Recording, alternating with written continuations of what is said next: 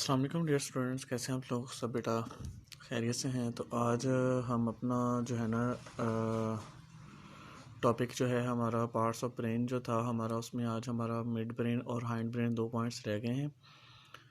तो बेसिकली ये बड़ा कॉन्सेप्चुअल सा टॉपिक था, तो इसलिए इसको बाय पार्ट्स ही समझना हमारे लिए आसान था, बजाय इसके कि हम एक ही बार में एक ही स्टेप में इसको कवर करते, तो ये काफ़ी क्रिटिकल हो जाना था और पॉसिबल था कि सारी चीज़ें आपस में मिक्सअप हो जाती, तो इसलिए इसको स्लो एंड स्टडी लेकर चलना पड़ा। तो आज हम अपने लास्ट 2 पॉइंट्स मिड ब्रेन और हाइंड ब्रेन को कवर करेंगे, ठीक है? तो स्टार्ट करते हैं। जनरल सा एक ओवरव्यू ले लेते हैं पहले। जैसे हमने स्टार्ट में इसके डिफरेंट पार्ट्स के बारे में पढ़ा, मिड ब्रेन क्या होता है, फोर ब्रेन क्या होता है और हाइंड ब्रेन, उसके सारे पार्ट्स को भी बड़ी अच्छी तरह से हमने सारा देखा, ठीक है जी। और फिर इसके बाद हमने इसके फंक्शंस को भी हमने डिस्क्राइब किया और फिर ये भी देखा कि brain basically physical actual look किस तरह से होती है, वो भी हमने देख ली सारी अच्छी तरह से कि फ़िज़िकली ब्रेन किस तरह का होता है। रियल जो इमेज था वो भी हमने देखा। फिर थैलमस का क्या फंक्शन होता है, ठीक है, और हाइपोथैलमस का क्या रोल होता है।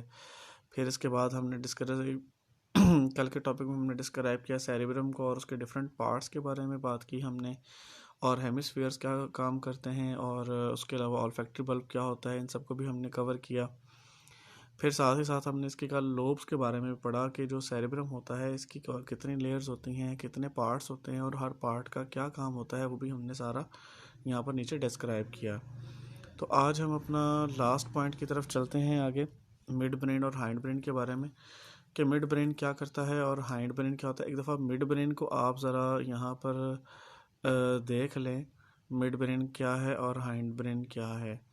ये वाला जो पार्ट है यहाँ पर, ये वाला जो एरिया है, दिस वन इज़ हमारे पास क्या कहलाएगा, mid brain, and this is or hind brain, जिसमें सेरिबेलम ये एक पार्ट आ गया। उसके बाद पोन्स, ये जो मोटी सी एक ये जो गोल्स एक मोटी सी एक अपना कह लें गांठ नुमा एक स्ट्रक्चर है, इसको हम क्या कहेंगे, पोन्स कहेंगे। और पोन्स के बिल्कुल नीचे ये वाला जो है, ये स्पाइनल कॉर्ड का जो टॉप है, इसे हम मेडुला ऑब्लोंगेटा कहेंगे।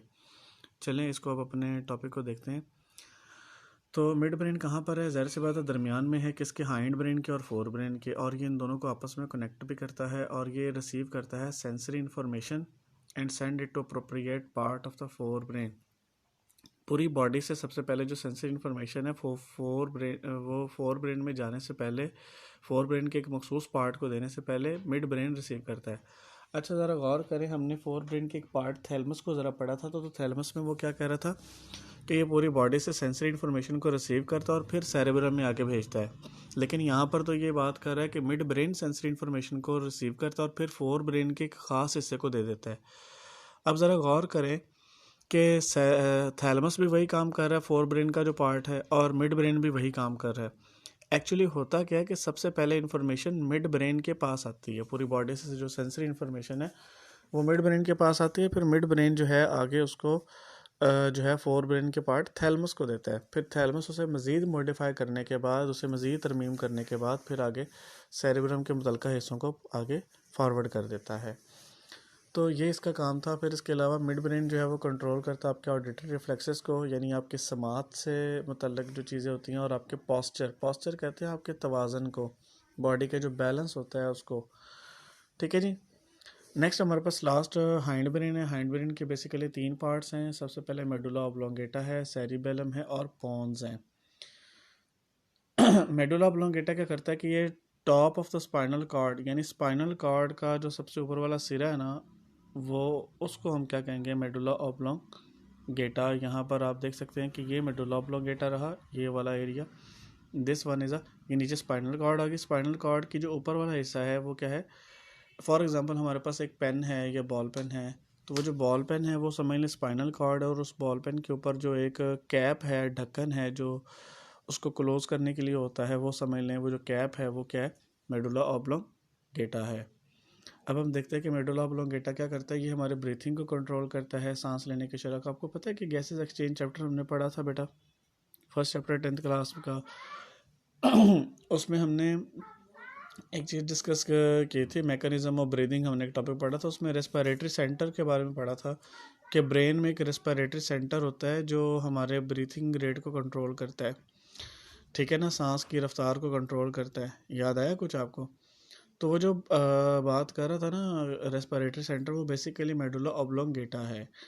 हार्ट रेट को और ब्लड प्रेशर को भी कंट्रोल करता है, और उसके अलावा कुछ रिफ्लेक्सेस को, जैसे वॉमिटिंग, कै का आना, खांसी का आना, स्नीजिंग, छींकों का आना, ठीक है, इन सब को भी कंट्रोल करता है। Information that passes between spinal cord and rest of the brain pass through medulla oblongata. कोई भी मालूमात है ना स्पाइनल कॉर्ड से ब्रेन में जानी है या ब्रेन से स्पाइनल कॉर्ड में जानी है, तो ये एक सेंट्रल पॉइंट हो जाता है, तो मेडुला से पास करके ही आगे जानी है। नेक्स्ट है हमारे पास सेरिबेलम। ये आपको पता है कि ये मेडुला के एक तरफ होता है, और ये आपकी बॉडी के मसल्स मूवमेंट के साथ कोऑर्डिनेट करता है। यानी मसल्स को जो है, और किस तरह की मसल्स हमारी पूरी बॉडी के मस्कुलर सिस्टम के अंदर जो है वो किस तरह की मूवमेंट्स आ रही हैं, उनको ये कंट्रोल करता है और उनके बारे में इंफॉर्मेशन लेता है। ये जो नज़र आ रही structure, this is called cerebellum, इसको सेरिबेलम बोलेंगे। ठीक है जी। और लास्ट में हमारे पास आया था जी पोन्स। ये मेडुला ऑब्लोंगेटा से भी ऊपर होता है, और ये एक तरह का असिस्ट करता है, हेल्प करता है उसकी मेडुला ऑब्लोंगेटा की। ये हमारे पास पोन्स रहा, ये मेडुला नीचे रहा, ये उसके ऊपर ये जो मोटी सी एक गोट सी बनी हुई है, इसको हम क्या कहेंगे? पोन्स। ये हमारे पास एक पोन्स है। ये असिस्ट करता है मेडुला को, किस मामले में असिस्ट करता है? कंट्रोलिंग ब्रीथिंग, यानी सांस के अमल को कंट्रोल करने में। और उसके अलावा ये स्पाइनल कॉर्ड और सेरिबेलम को आपस में भी राब्ते करने का, राब्ते में रखने का, दोनों को आपस में जोड़ने का, कोऑर्डिनेट करने में भी अहम किरदार अदा करता है। Simple is that. ये हमारा आज का टॉपिक था। यहाँ पर हमारा आज का टॉपिक जो ब्रेन है ये कंप्लीट हुआ। और सेकेंडली ये कि ये टॉपिक आपका लॉन्ग क्वेश्चन में है। अकेला आपको लॉन्ग क्वेश्चन में बोर्ड के अंदर जो है वो अकेला फोर ब्रेन भी दिया जा सकता है, फिर आगे अकेला हाइंड ब्रेन भी आ सकता है, या मिड और हाइंड ब्रेन आ सकता है। कभी भी बोर्ड में ऐसा नहीं होता कि अकेला डायरेक्ट आपको पूरा जो है ना अपना ब्रेन लॉन्ग क्वेश्चन में आ जाए, उसमें आपने फोर ब्रेन भी लिखना हो, हाइंड भी लिखना हो, मिड भी, ऐसा नहीं होता। कोई एक पार्ट दिया जाता है, या तो फोर ब्रेन आपको आ जाएगा, या खाली मिड और हाइंड आ जाएगा, या फिर खाली हाइंड ब्रेन आ जाएगा। ठीक है, तो इसको बतौर लॉन्ग क्वेश्चन ही आपने बेटा प्रिपेयर करना है। बाकी को मज़ीद कोई क्वेश्चन हो या कुछ हो तो वो आप डिस्कस कर सकते हैं। अल्लाह हाफिज़।